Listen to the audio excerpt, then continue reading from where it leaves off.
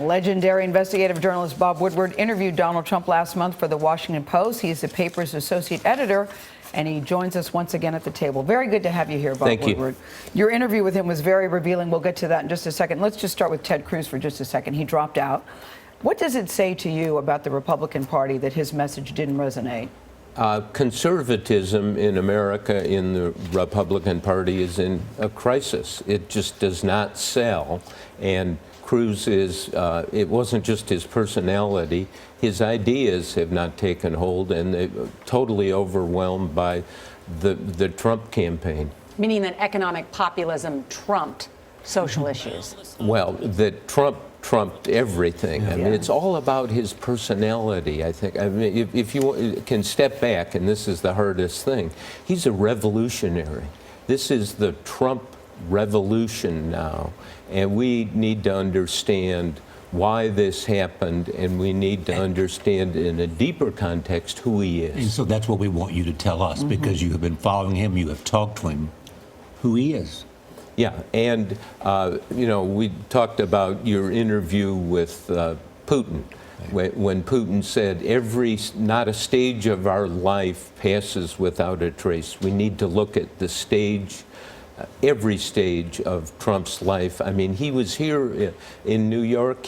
He brought about a real estate revolution. You talk to people, as we're doing, and one of them said, one of the things about Trump, there is no governor on his capacity for risk, but he is an exceptional visionary. Now, that's from somebody who doesn't like him. Yeah, they said he's a visionary with guts. I think that that's a very strong term. But why do you think that it's working so well with so many different kinds of people, Bob? That's what's astounding to many people. Yeah, what Trump is, first of all, he overreaches, as we know, in things he says, but he's a subversive in a system where everyone who's a practitioner of politics knows it's not working. And so here you have this person coming in from the outside who says, I'm going to kick the bejesus out of the system.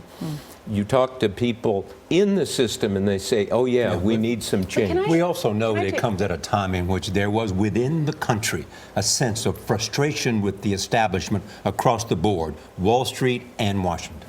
And the media, too. And the media, absolutely. And I mean, we are all out on this, and we've got to kind of come clean and say, okay, let's go back, and everything about, I mean, look, Hillary Clinton is a revolutionary, if you think about it. First woman running for president, her 8 years as First Lady.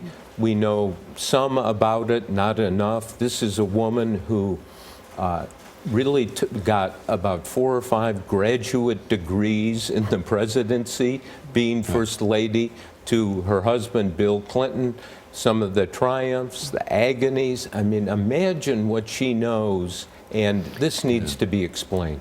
Haley Barbour is the former RNC chairman, now a lobbyist, but one of the most astute political strategist I've talked to in my years of covering politics. And he says, quoted today, we're about to nominate 2 of the most negatively perceived candidates in the history of polling. So I want to challenge this assumption that either of them have widespread popularity. Do you think there's any facts to show that they have widespread popularity? Or are we talking about what are primary contests where they have managed to turn out what are the most ideological wings of their party to vote for them? It's hard to be in politics and not attract lots of negative comment, and that's exactly what's happened here. I mean, if you think about Hillary Clinton and Donald Trump, there are no 2 human beings on the planet who have longer biographies, who've been in the public eye for so long and as a reporter. We have a 70-year-old and a 69-year-old that are likely to be the 2 nominees of the parties. That's right. And if you had Barack Obama here, he would say that may be too old to be president. Some will say that this election will be a referendum on one or the other. And if it's a referendum on Trump, she wins. If a referendum on Trump, if a referendum on her, he wins. That definition of what the narrative becomes will determine the results. You know what's going to determine the results? How much we find out about them. There is so much more to learn. Yeah. That we don't know. That we don't know. About So we both. have, I mean, the owner of the Washington Post, Jeff Bezos, the Amazon CEO, has said, we have to describe in multi-part series, in detailed digging investigations, who these people are.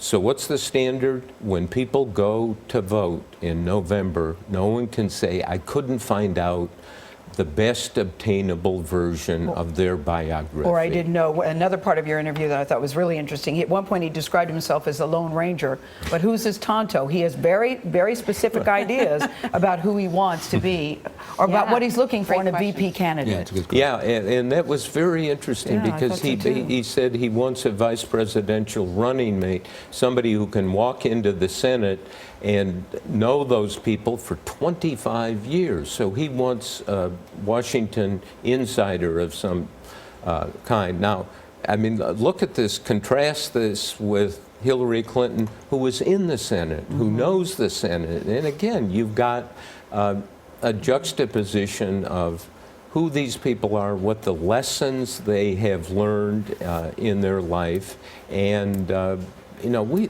I am overwhelmed, quite frankly, with the amount of work we have to do to discover what has not been discovered. And believe me, I mean, now on the Substance. front page of the Substance. paper, Policy. we're dealing with the question of the Iwo Jima photo in Yeah. World War II. Now we are 70 Somebody's years questioning. later learning something. Right. We don't want to learn something about Trump or Hillary 70 years from now. Well, we're But glad Bob, you're on the case. I was going to say, Bob, that was exactly what I was going to say, Bob Woodward. You know something about finding out things about people, so.